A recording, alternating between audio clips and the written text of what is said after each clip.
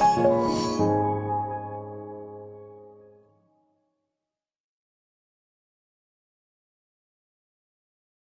बार बार एक चीज कहता हूं, ज्यादातर आपको ऐसे मिलेंगे जिनको जीवन के बारे में पता नहीं होता है, उनको पता नहीं होता कि मुझे करना क्या है लाइफ में।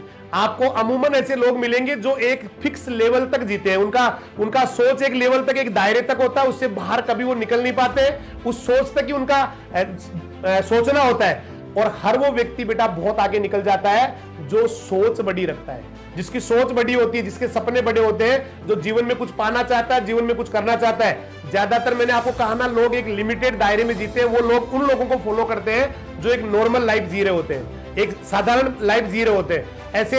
ऐसे बहुत कम लोग हैं जो उस नॉर्मल जो जी रहे हैं, उस जो लेवल अभी उनका, उससे ऊपर उठ के सोचना शुरू कर दे। और जिस दिन आप उस लेवल से ऊपर उठ के सोचना शुरू कर देंगे, उस दिन आप चैंपियन बन जाएंगे।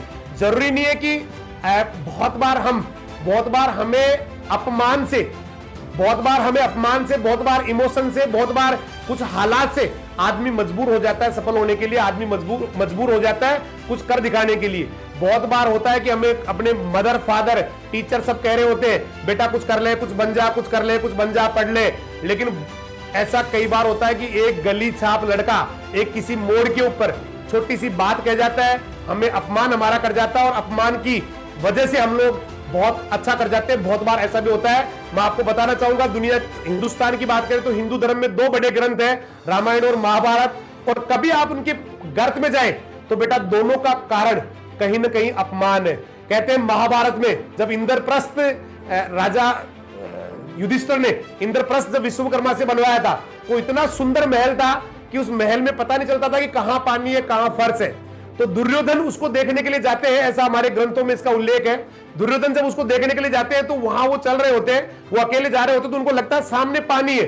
तो वो कपड़े ऊपर करके और थोड़ा सा डरते डरते पैर को रखते हैं, लेकिन वहां पानी नहीं होता है। दिखने में पानी दिखता है, वहां फर्श होता है। लेकिन जब वो थोड़ा और आगे जाते हैं तो वहां उनको फर्श लगता है, पक्का सा फर्श लगता है। जैसे वो पैर रखते हैं तो सीधे पानी में चले जाते हैं, वहां पानी होता है। ये इतनी सी जब घटनाक्रम हो रहा होता है, उस समय कहते हैं द्रौपदी पीछे कहीं महल पे खड़ी होके उस सारे दृश्य को देख रही थी, और अचानक वो द्रौपदी उस व्यक्ति पे हंस जाती है, दुर्योधन पे हंस जाती है। एक हंसी ने बेटा बहुत बड़ा महाभारत रच दिया था। तो एक अपमान ने इतना बड़ा महाभारत, इतना बड़ा एक युद्ध कर दिया था। तो बहुत बार अपमान ऐसे कहते हैं। रामायण में भी कहते हैं सीता के प्रति रावण का कोई लोभ नहीं था।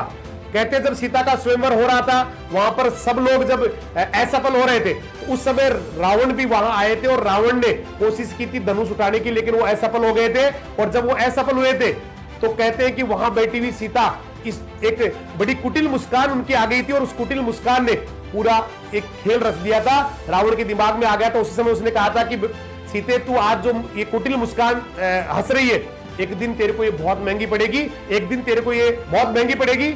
और उसी की वजह से पूरा कहते हैं कि पूरा का पूरा सीता का हरण होता है, और उसके बाद में पूरी, तो बहुत बार अपमान भी। तो अगर आपने उस आदमी को जिंदगी भर याद रख लिया जिसने आपका कभी अपमान किया, जिसने कहा तू कुछ नहीं कर सकता, तू 2 कौड़ी का आदमी है, तेरी कोई औकात नहीं है, तू जिंदगी में कुछ नहीं कर सकता, उस आदमी की फोटो, पहली फोटो अपने माता पिता की रखना बेटा, अपनी जेब में रखना, अपने घर के ताक में रखना। दूसरी फोटो हो सके तो अपने गुरु जिन्होंने आपको जीवन में आगे बढ़ाया हो।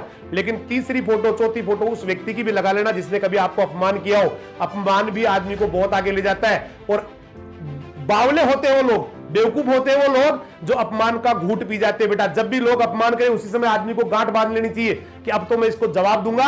जवाब केवल लट से, आवाज से या बोल के नहीं दूंगा, मेरी सफलता इसको जवाब देगी, मेरी कामयाबी इसको जवाब देगी। ये पागलपन आपके अंदर होना चाहिए बेटा। तो हमेशा अच्छा करते रहो, बढ़िया करते रहो। घर वालों मदर फादर के साथ बेटा ज्यादा टाइम बिताओ। जब घर रहते हो तो उनसे बात किया करो, कभी नहीं, क्योंकि इस उम्र में क्या होता है, आदमी इतना चिड़चिड़ा होता है कि मदर फादर जब बात करते हैं तो बड़ा गुस्से से जवाब देता है। बेटा नहीं, वो लोग आपके भगवान है, वो लोग ईश्वर है, वो लोग ही है जिनकी वजह से आप इस दुनिया में है, इस दुनिया को देख पाए। तो कभी भी उनको रूखा जवाब नहीं देना है। और कभी याद करना, बचपन में आपको कभी रूखा जवाब मिला है क्या? जब आपने बार बार उनसे कोई क्वेश्चन पूछा है, कभी आपने एक प्रश्न को 5 बार पूछा है तो आपके माता पिता ने बड़ा प्रेम से मुस्कुरा के आपकी मम्मी ने जवाब दिया है बेटा अब इस उम्र में आपसे भी वो बड़ा प्रेम स्नेह चाहते हैं, आपसे भी एक अच्छाई आपके अंदर चाहते हैं, तो अपने माता पिता का खूब सम्मान करो, उनके लिए कुछ करने की बार बार अपने दिमाग में डालो, उठते बैठते सोते जागते अपने माता पिता को बेटा अपने आंखों के सामने रखो, उनको सुबह उठते ही उनको प्रणाम करो और उनके लिए क्या कर सकते हो आप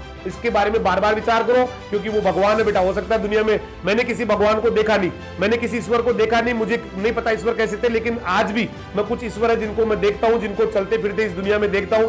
सबसे पहले माता पिता है, दूसरे वो लोग हैं जिनकी वजह से मुझे रास्ता या मार्ग मिलता है। इसलिए हमेशा अच्छे बनने का कोशिश करते रहो, आगे बढ़ते रहो, हमेशा एक सपना पालते रहो, एक लक्ष्य टारगेट बनाओ। जैसे मैंने कल कहा था, टारगेट के बिना कोई आदमी कहीं नहीं पहुंचता है। जो लोग टारगेट बनाते हैं वही लोग आगे बढ़ पाते हैं, वही लोग जीवन में कुछ अच्छा कर पाते हैं। आप लोग लगातार इस प्रोग्राम से जुड़े हुए हैं, आप लोग लगातार लोगों को इस प्रोग्राम से जोड़ रहे हैं, लगातार आप अपने क्वेश्चन आंसर से अपना नॉलेज अपडेट कर रहे हैं। आप लोग अच्छे हैं, इसमें कोई डाउट नहीं है, इसीलिए आप इस प्रोग्राम को लगातार देख रहे हैं, लगातार इससे जुड़े हुए हैं। फिर से आपको ढेरों शुभकामनाएं, जीवन में आगे बढ़े, तरक्की करे। परमपिता परमेश्वर से प्रार्थना कि आपको वो मुकाम दे जिसके लिए एक आम आदमी तरसता है। बहुत बहुत धन्यवाद। जय हिंद, जय राजधानी, जय भारत, सत श्री अकाल, नमस्ते, खुदा हाफिज, अल्लाह हाफिज।